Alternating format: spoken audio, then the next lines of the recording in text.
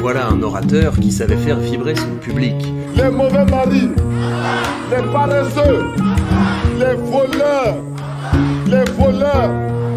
Voilà également un héros au destin tragique. Nous pensons que c'est un devoir pour nous d'arranger sa tombe, de respecter sa mémoire.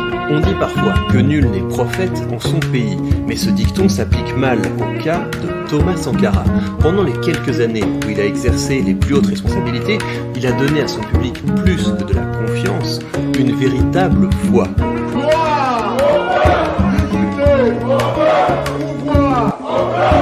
La patrie ou la mort.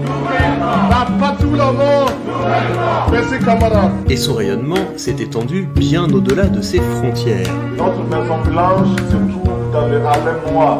That's what I said, and I will repeat myself. My White House is in the Black Harlem. Ce rayonnement, il le doit à une rhétorique bien particulière. Une rhétorique grâce à laquelle il a su rassembler, galvaniser, mettre en mouvement. Monsieur le Président, est-ce que vous pensez que cet enthousiasme va durer longtemps? Aussi longtemps que les populations commenceront à se convaincre et à percevoir qu'elles-mêmes peuvent transformer leur situation et peuvent améliorer leurs conditions. Mais sa rhétorique a également irrité. C'est un homme un peu dérangeant, le président Sankara. Hein? Non, c'est vrai, il vous titille, il pose des questions, quoi. Et la popularité qu'il a su gagner par le discours a fini par changer certains alliés potentiels en adversaires et des frères en ennemis. Lorsque Thomas Sankara est assassiné en 1987, le soupçon plane sur son ancien meilleur ami, qui lui succède à la tête du pays. Vous êtes dans la nouvelle saison de Parle. C'est bon de vous revoir. Commençons.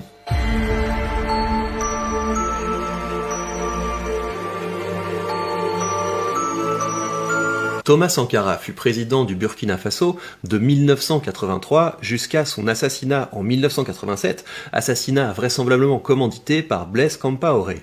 Vous avez des regrets? D'avoir perdu un ami, bien sûr. Et un regret aussi qu'à un moment de sa vie, il ait pensé à nous liquider. C'est dommage. Pendant les 4 années durant lesquelles il exerça le pouvoir, Thomas Sankara mena une politique révolutionnaire dans le sens où il tâcha de renverser les rapports de force traditionnels. Au sein de son pays d'abord, en substituant au pouvoir des chefferies traditionnelles des comités de défense de la révolution censés gérer au nom du peuple la sécurité, la formation politique, l'assainissement des quartiers, la production et la consommation de produits locaux. Sur la scène internationale ensuite, où il tâcha de bâtir une relation basée sur l'interdépendance et non plus sur la soumission. Je viens en ces lieux vous apporter le salut fraternel d'un pays de 274 000 km² où 7 millions d'enfants, de femmes et d'hommes refusent désormais de mourir d'ignorance, de faim et de soif, tout en n'arrivant pas à vivre véritablement depuis un quart de siècle d'existence comme État souverain siégeant à l'ONU. Ce discours que prononça Thomas Sankara en 1984 à la tribune de l'ONU est l'un de ses plus célèbres et il y a de très bonnes raisons à cela. Par ce discours, il prend position sur la carte du monde et il recrute ses alliés. Nul ne s'étonnera de nous voir associer l'ex-Haute-Volta, aujourd'hui le Burkina Faso, à ce fourre-tout méprisé.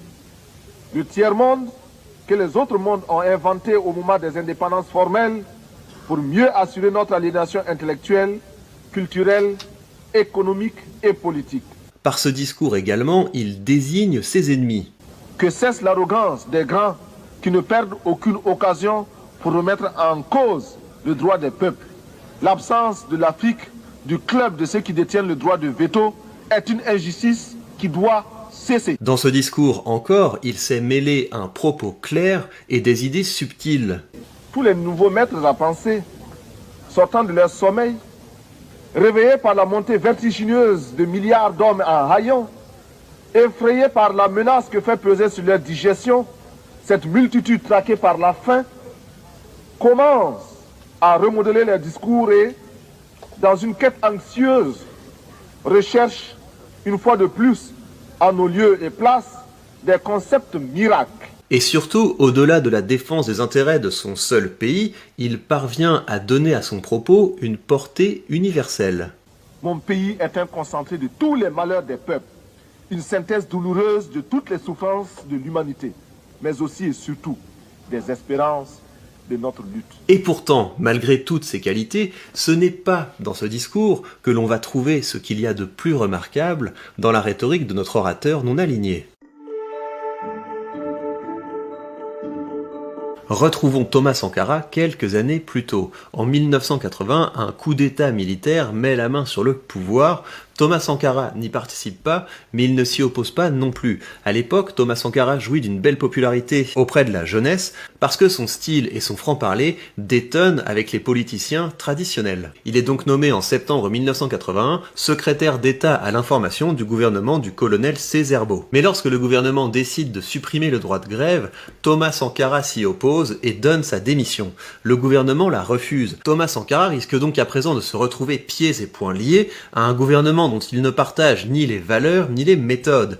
Et c'est par un coup d'éclat rhétorique que Thomas Sankara va réussir à sortir par le haut de cette situation. Le lendemain de sa démission refusée, Thomas Sankara est censé ouvrir le Festival international de cinéma africain. Son discours sera retransmis en direct à la télévision et à la radio du pays. On ne commande pas l'inspiration d'un artiste sur la base d'un décret, sur la base d'un arrêté, sur la base d'une ordonnance. L'inspiration de l'artiste est libre. Rapidement, le public réalise qu'il ne s'agit pas d'un simple discours de circonstance. À la tribune, Thomas Sankara est en train de rallier le peuple et de défier le gouvernement. L'inspiration de l'artiste doit traduire la culture et les convictions et les intérêts d'un peuple. Faute donc de laisser cet artiste s'exprimer, faute donc de prendre en considération ses aspects, ses intérêts, on bâillonne son peuple. Malheur à ceux qui bâillonnent leur peuple. Avec ces mots, Thomas Sankara devient immensément populaire. Il va le payer pour un temps, car les colonels vont le faire arrêter et le mettre en résidence surveillée. Mais Thomas Sankara vient de conquérir un pouvoir que plus personne ne pourra lui contester, le soutien du public. Et c'est pour ça que je vous incite, vidéo après vidéo, contenu après contenu, à pratiquer la rhétorique, à partager des choses utiles, intéressantes, motivantes. Vous toucherez alors à ce que Thomas Sankara avait compris, une bonne rhétorique vous permet de vous hisser en parasitant la hiérarchie. Avançons un peu dans le temps. Le 7 octobre 1982, un nouveau putsch va renverser le pouvoir et il est cette fois commandité par le médecin commandant Jean-Baptiste Ouédraogo. Pour rallier les jeunes officiers à leur cause, les putschistes affirment agir au nom de Thomas Sankara. Bien qu'on lui force la main, Thomas Sankara assume d'occuper le devant de la scène et impose aux rebelles la création d'un comité de salut du peuple. Mais ce conseil ne parvient pas à un programme commun, il n'y a pas de consensus si ce n'est sur la nécessité de lutter contre la corruption. Il y a en effet au sein de l'armée une scission entre les anciens qui souhaitent juste prendre le pouvoir sans bouleverser les équilibres traditionnels de la société et le courant progressiste incarné par Thomas Sankara qui aspire à un changement plus profond. Pour faire tenir ensemble le nouveau pouvoir malgré tout, le conservateur Ouédraogo sera nommé président de la République et il désignera Thomas Sankara comme son premier ministre. Thomas Sankara va profiter de ses nouvelles fonctions pour se faire connaître sur la scène internationale, notamment à l'occasion d'un discours très remarqué au sommet des non-alignés qui se tient en Inde 2 mois après qu'il fut nommé premier ministre. Nos pays ne veulent plus de l'ordre économique ancien, bâti sur la suprématie incontestée et le diktat du plus fort, organisé autour des échanges à sens unique. Mais Thomas Sankara ne compte pas abandonner sa conviction que le pays doit changer de l'intérieur. Et c'est une nouvelle fois par le discours qu'il va tenter de changer les rapports de force.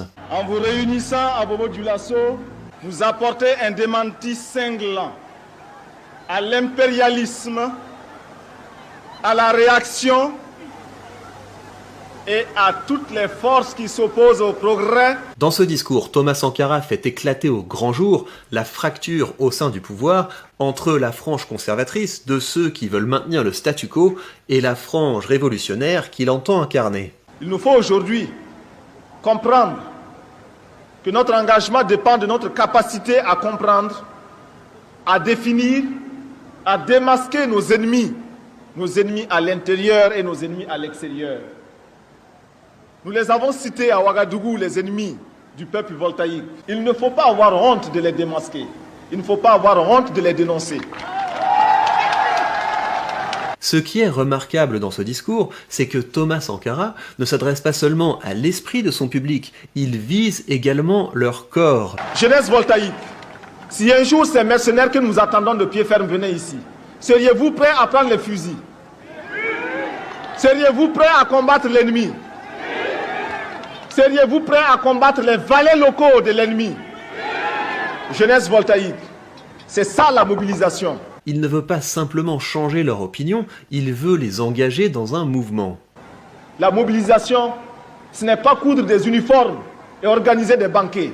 C'est pour moi une condition d'un discours réussi. Trop souvent, les orateurs se contentent de faire passer un message, de partager une information. Ce faisant, ils s'arrêtent à la moitié du chemin. Ne vous contentez pas de ça. Demandez-vous à chaque discours, à chaque contenu, qu'avez-vous mis en œuvre concrètement pour mettre votre public en mouvement. Et ça passe par deux ingrédients, de la motivation et un plan. Là-dessus, le discours à la jeunesse de Thomas Sankara était un peu trop épicé pour le palais du président. À bas les ennemis du peuple, répétez. À bas les ennemis du peuple. À bas les valets locaux de l'impérialisme. Quelques jours plus tard, Thomas Sankara était à nouveau arrêté, mais il ressortira toujours plus fort de sa captivité.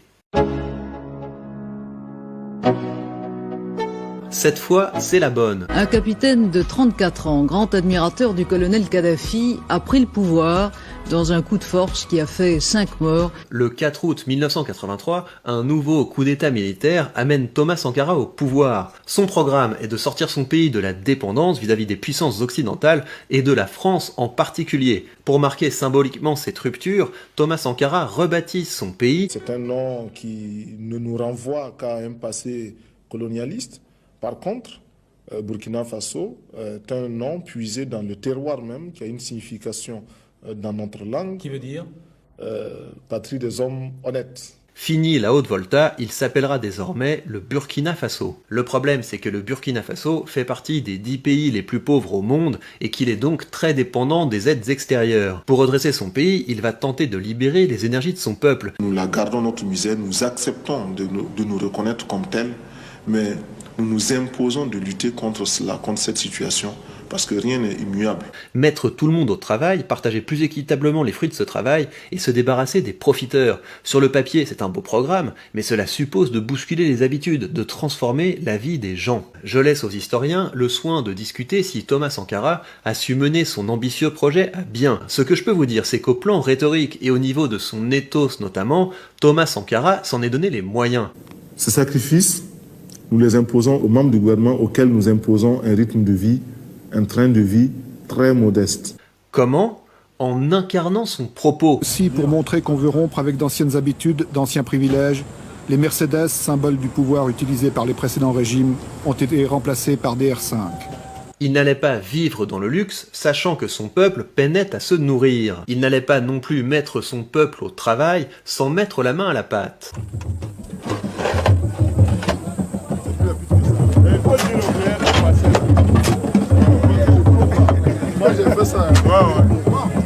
Afin d'entretenir le moral de ceux qui travaillent, le capitaine Sankara multiplie les visites de ses chantiers en mettant chaque fois la main à la pâte.